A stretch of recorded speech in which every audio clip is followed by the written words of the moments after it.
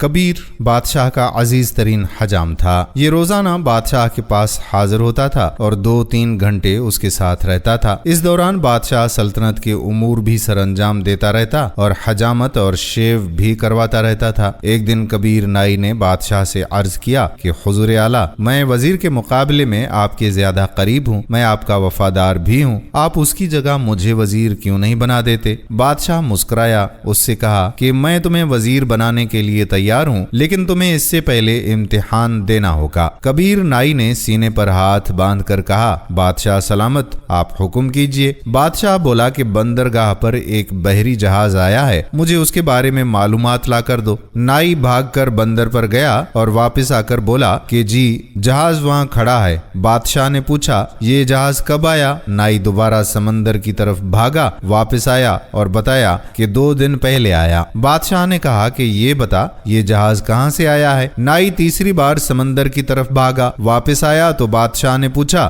جہاز پر کیا لدا ہے؟ نائی چوتھی بار سمندر کی طرف بھاگ کھڑا ہوا۔ قصہ مختصر کہ نائی شام تک سمندر اور محل کے چکر لگا لگا کر تھک چکا۔ اس کے بعد بادشاہ نے وزیر کو بلوایا اور اس سے پوچھا کہ کیا سمندر پر کوئی جہاز کھڑا ہے؟ وزیر نے ہاتھ باندھ کر عرض کیا کہ بادشاہ سلامت، 2 دن پہلے ایک تجارتی جہاز مصر سے ہماری بندرگاہ پر آیا تھا، اس میں جانور، خوراک اور کپڑا لدا ہوا ہے، اس کے کپتان کا نام شہرام ہے، یہ 6 ماہ میں یہاں پہنچا ہے، یہ 4 دن مزید یہاں ٹھہرے گا، یہاں سے ایران جائے گا اور وہاں 1 ماہ رکے گا اور اس میں 209 لوگ سوار ہیں، اور میرا مشورہ یہ ہے کہ ہمیں بحری جہازوں پر ٹیکس بڑھا دینا چاہیے۔ بادشاہ نے یہ سن کر کبیر حجام کی طرف دیکھا اور اس سے پوچھا، کیا تمہیں حجام اور وزیر کا فرق معلوم ہوا؟ حجام نے چپ چاپ استرا اٹھایا اور عرض کیا کہ جناب، نائی نائی ہوتا ہے اور وزیر وزیر ہوتا ہے۔ ہمارے وزیروں کے بارے میں آپ کی کیا رائے ہے؟ کمنٹ سیکشن میں ضرور لکھیے گا۔ آنے والی ویڈیو تک اپنے میزبان قادر بخش کلہوڑو کو اجازت دیجیے۔ اللہ